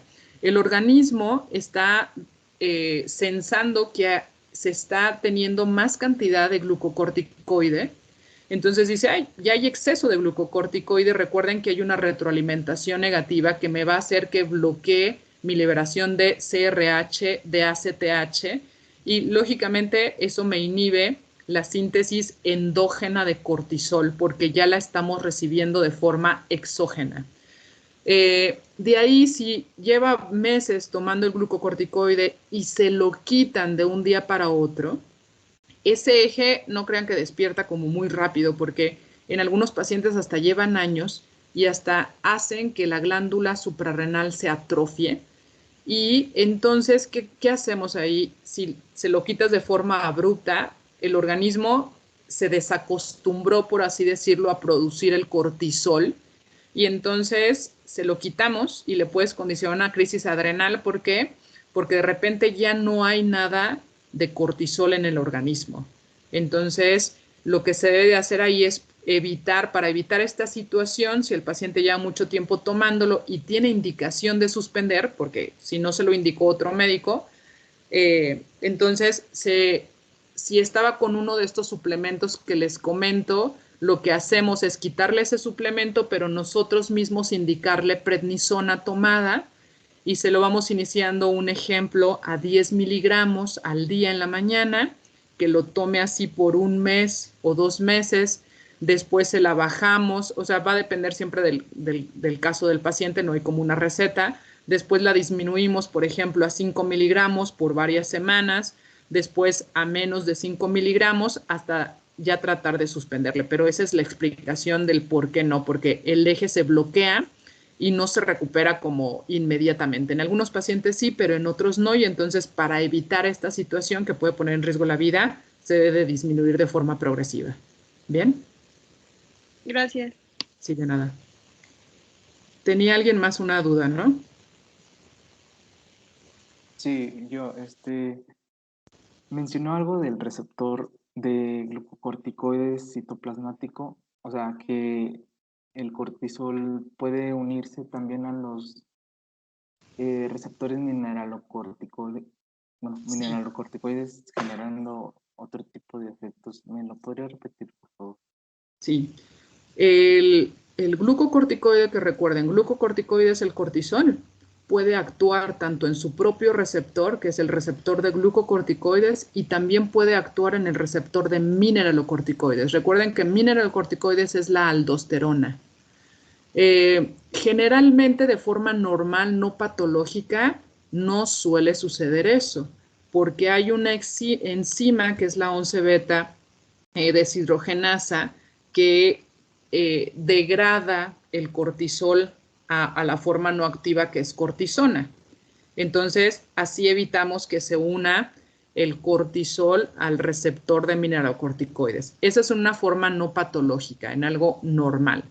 Pero el problema es cuando hay exceso de cortisol, o sea, de forma patológica, un hipercortisolismo, entonces se sobresatura esta enzima o esta degradación. Y entonces ese exceso de cortisol se saturan todos los receptores de glucocorticoides y entonces este exceso de cortisol ahora también puede activar el receptor de mineralocorticoides y al actuar en el mineralocorticoide el efecto es como si tuviéramos exceso de aldosterona, va a haber mayor retención de sodio, de agua, mayor excreción a nivel renal de potasio y entonces esos son otros datos clínicos que podemos tener en el hipercortisolismo, pero estaría explicado por esta situación. No sé si me expliqué bien. Sí, muchas gracias. Sí, muy bien. Bueno, vamos a dar la introducción a la siguiente unidad, que es la unidad número 3, que son las enfermedades de la glándula tiroides. Los objetivos particulares es conocer la fisiología, bioquímica y farmacología de las hormonas tiroideas, comprender e interpretar los principios, indicaciones y utilidad de las pruebas bioquímicas de la función y estructura tiroideas, comprender los estados de hiper e hipofunción tiroidea, el nódulo tiroideo y el cáncer de tiroides. Y los contenidos, pues va a ser el mecanismo de acción de las hormonas tiroideas, estados de hipertiroidismo como es enfermedad de Graves, oftalmopatía autoinmune, adenoma tóxico y bocio multinodular, estados de hipotiroidismo, que es el hipotiroidismo subclínico, tiroiditis de Hashimoto, hipotiroidismo congénito, la tiroiditis, el enfermo eutiroideo, el nódulo tiroideo y el cáncer de tiroides, que esas son las patologías a nivel de glándula tiroidea. Y trataré de darse estos temas por casos clínicos para que sean como un poco más didácticos. Empezando en relación a la glándula tiroides, de forma muy sencilla y que esto viene en el libro de Dorantes, ¿no? Pero nada más para recordar en relación a la embriología de la glándula tiroides, empieza como tal su desarrollo a nivel de la semana número 4 de gestación. Hay una invaginación del endodermo a nivel del piso de la faringe y entre el primero y segunda bolsa está el divertículo medio que de ahí proviene la glándula tiroides. Entre la semana 4 y 7 de gestación, esta invaginación está unida realmente con la lengua mediante un conducto tirogloso. ¿Esto por qué se los coloco acá? Porque algunos pacientes generalmente este conducto tirogloso ya al nacer involuciona. Sin embargo, en algunos pacientes puede permanecer ahí permeable o puede formar algo que se llama quiste tirogloso, que se puede encontrar dentro del trayecto que se mueve justamente la glándula tiroides a nivel de la faringe y que va descendiendo hasta la cara anteroinferior del cuello y entonces en este trayecto puede, si no involuciona, quedar ese quiste tirogloso. En la semana 7 de gestación, la glándula tiroides ya está cerca del esbozo laringio, ya está más diferenciada, ya podemos ver que hay dos lóbulos tiroideos, derecho e izquierdo, y además en esta semana, en la 7ª semana de gestación, se empiezan a ver las células del cuerpo último braquial que van a originar a las células parafoliculares o las células C. ¿Alguien sabe qué sintetizan las células parafoliculares o las células C?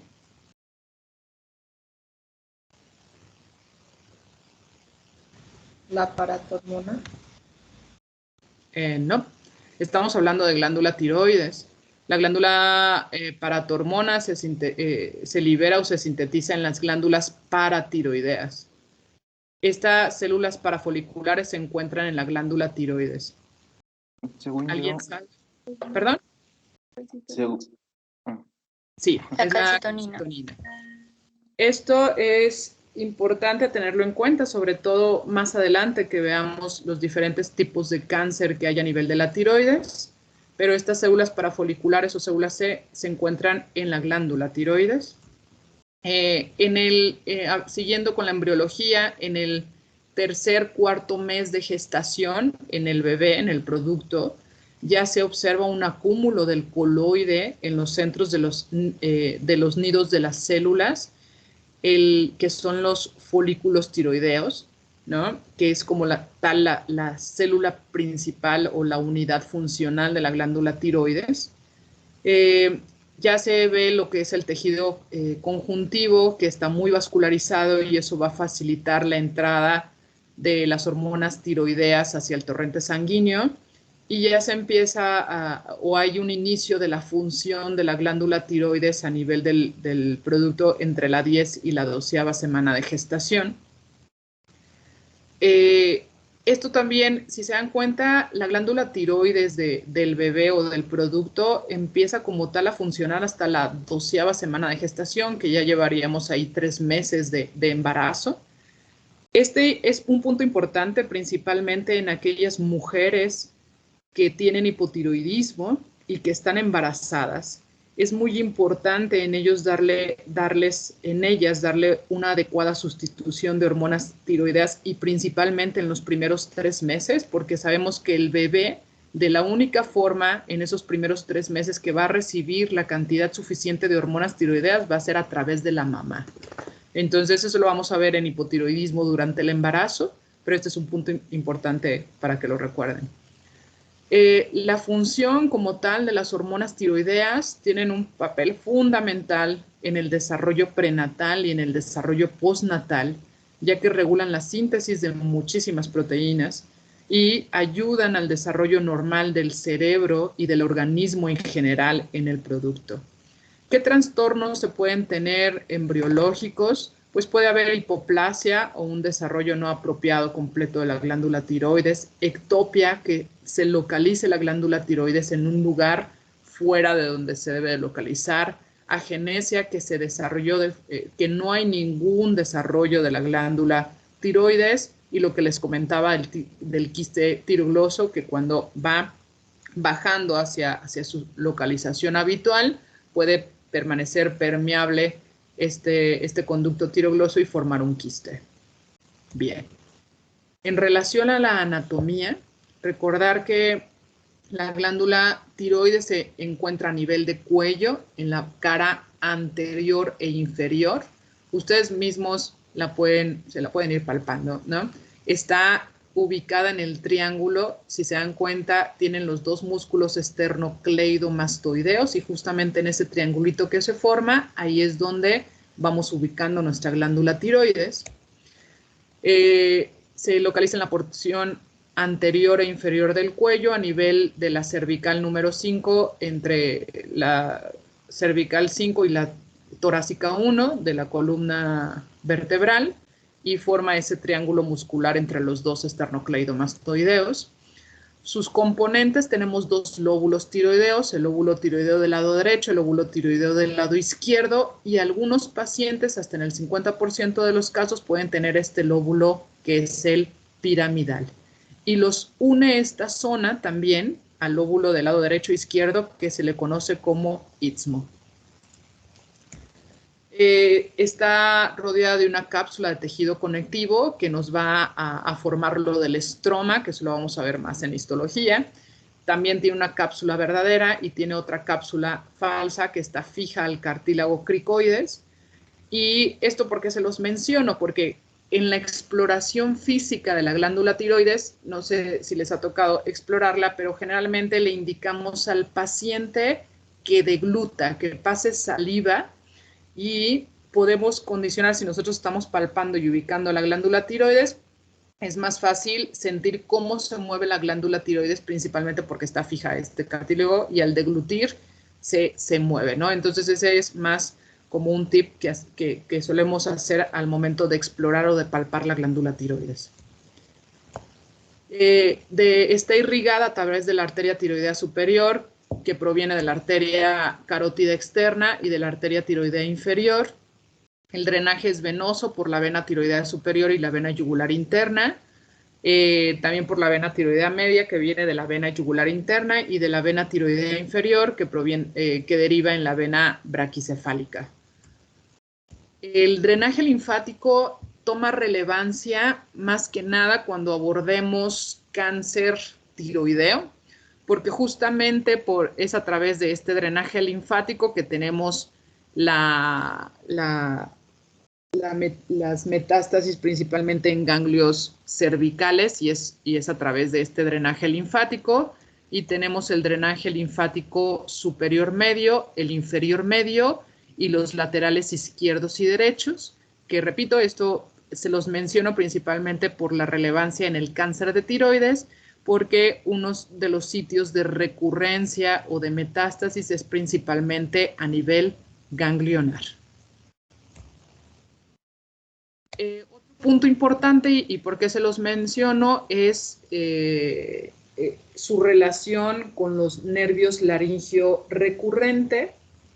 Estos nervios laringios recurrentes, tenemos el derecho e izquierdo, son ramas del nervio vago, y son, esto lo estamos viendo, tienen acá la tráquea, aquí pusieron muy borrosita la glándula tiroides, pero justamente atrás de la glándula tiroides pasan estos dos nervios. Relevancia clínica es en algunos pacientes que tienen algún nódulo a nivel de la tiroides que está muy posterior, pudiera llegar a comprimir o a invadir, si es maligno, el nervio laringio, y entonces el paciente puede referir que tiene disfonía, ¿no? Entonces, dentro del abordaje de nódulos tiroideos, ese es un dato a tener en cuenta. Si el paciente tiene disfonía, es un dato o un factor de riesgo para que ese nódulo tenga mayor riesgo de que sea maligno. O otro punto relevante de conocer que tiene una colindancia con el nervio laringio recurrente es si el paciente es sometido a tiroidectomía total, se pudiera llegar a dañar este nervio y una de las complicaciones después de la cirugía, condicionarle disfonía a estos pacientes. Eso, por ese motivo se los comento. Ahora, el mejor estudio, recordar que para evaluar lesiones en hipófisis, el mejor estudio es la resonancia, pues para evaluar mejor a la glándula tiroides, el mejor estudio es el ultrasonido, el simple ultrasonido de tiroides o de cuello. Este es un ultrasonido, este es un corte transversal. Y aquí lo vamos a ver más a detalle en el abordaje del nódulo tiroideo, que es de suma utilidad, pero nada más para aquí ubicarnos. Esto que está aquí es la tráquea. Encima de la tráquea está la glándula tiroides. Este es el lóbulo tiroideo del lado derecho. Esta es la carótida. Esta es la vena yugular interna. Igual, carótida y vena yugular. Este es el istmo, que es lo que une el lado derecho del izquierdo a la inversa. Este es el lóbulo tiroideo izquierdo. Atrás del lóbulo tiroideo izquierdo, en la parte posterior, se encuentra el esófago. Este también se los menciono porque si el paciente tiene un nódulo tiroideo izquierdo y además está posterior, me puede comprimir el esófago y condicionarme disfagia o dificultad para pasar alimentos, que este sería otro punto relevante. Digo, esa de hecho es la importancia de conocer la anatomía para tratar, dependiendo de los datos que me refiera a mi paciente, si tiene una relevancia o no, una relación, ¿no? Entonces, esta es la glándula tiroides, adelantito, acá se colocaría el transductor, ¿no? Entonces aquí está la piel y estos son los músculos pretiroideos, acá está el esternocleidomastoideo. Entonces, a grosso modo, eso es lo que vemos o tratamos de ver en un ultrasonido para evaluar la anatomía o de forma estructural a la glándula tiroides. En relación a la histología, el folículo tiroideo es la unidad funcional de la glándula tiroides. Recuerden que están, este sería como tal el folículo y tenemos estas células C o parafoliculares y estas nada más ocupan como un 1% o menos de un 1% estas células C o parafoliculares. Su función son células neuroendocrinas y se encargan de producir la calcitonina. Y además está la célula, bueno, las células foliculares o tirocitos que están en esta disposición, estas células foliculares. Aquí se ubicaría su membrana basal y en este sitio sería la membrana apical que está dirigida hacia el interior, que sería el coloide, ¿no? Esta sería la cápsula del tejido conectivo que va a formar esto que sería el estroma y que está muy vascularizado para permitir que al liberarse las hormonas tiroideas de las células foliculares puedan llegar fácilmente a la circulación sanguínea. En relación al coloide, ahí es donde se encuentra principalmente una proteína que es la tiroglobulina, que tiene relevancia principalmente para la síntesis de las hormonas tiroideas, y también lleva relevancia la tiroglobulina porque en la glándula tiroides es donde se encuentra esta tiroglobulina y nos va a ayudar para el seguimiento de los pacientes con antecedente de cáncer folicular o cáncer papilar de tiroides. En relación, ya pasando más a lo de la fisiología, tenemos que la regulación de la producción de las hormonas tiroideas es principalmente por estas dos situaciones. Uno, la retroalimentación negativa en relación al eje hipotálamo, donde se libera la hormona liberadora de tirotropina en hipotálamo, a nivel de adenohipófisis, la hormona estimulante de tiroides, y a nivel de la glándula tiroides, que se sintetiza y libera la hormona T4 o tiroxina y la hormona T3 o triiodotironina. Justamente al liberarse estas hormonas, por retroalimentación negativa, regulan la liberación de TRH y de TSH. Eso sería lo normal o fisiológico. Pero también quien regula la producción de hormonas tiroideas son estas enzimas que se conocen como desyodasas, y son 3 enzimas: desyodasa tipo 1, tipo 2 y tipo 3. Principalmente la desyodasa 1 y 2 lo que hacen es pasar de las formas menos activas a las formas más activas. Y la desyodasa tipo 3, su función principal es pasar de las formas activas a formas inactivas, ¿no? Y de esta manera también se regula la producción de hormonas tiroideas, que eso lo vamos a ver a más detalle más adelante. Recordando el eje hipotálamo, hipófisis, glándula tiroides, hipotálamo, TRH, adenohipófisis, TSH, glándula tiroides, T4 y T3, que por retroalimentación negativa me inhiben o me regulan la liberación de TRH y de TSH. Aquí se colocan estas otras 3 sustancias, que es la dopamina, la somatostatina y los glucocorticoides, que estos también pueden inhibir la síntesis de TSH a nivel de adenohipófisis.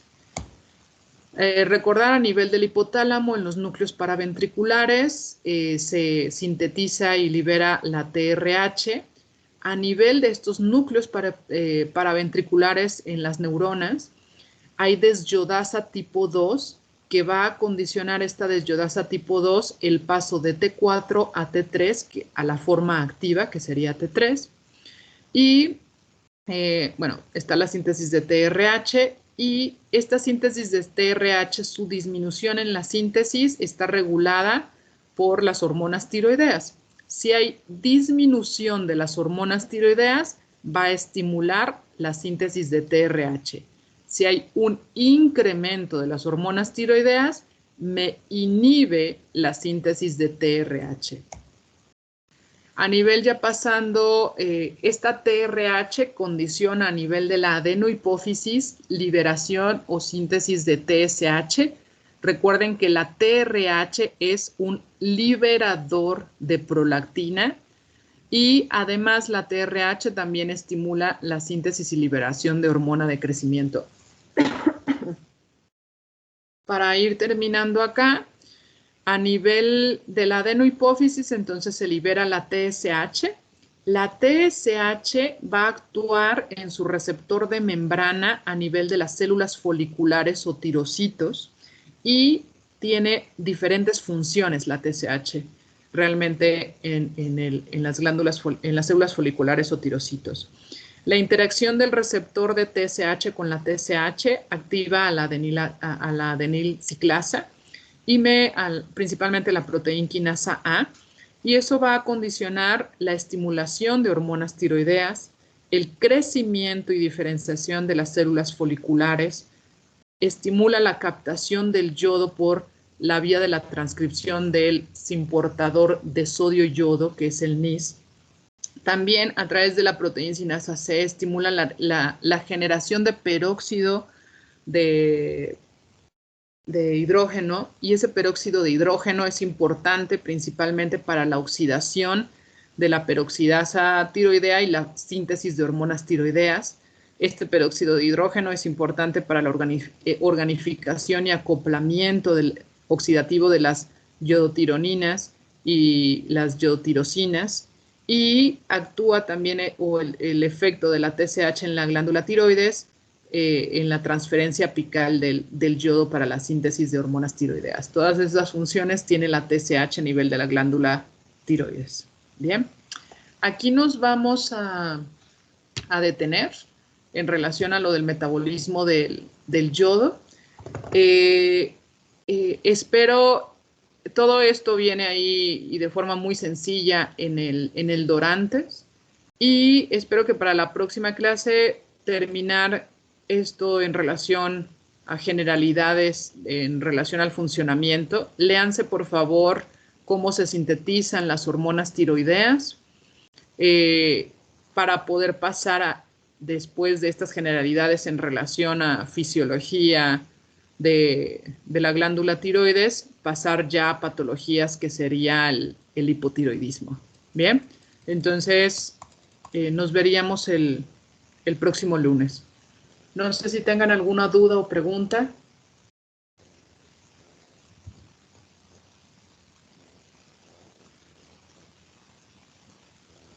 Creo que no, maestra. Gracias. Bueno, que disfruten su fin largo. Nos vemos el lunes. Gracias, maestra. Gracias, Gracias. Juan.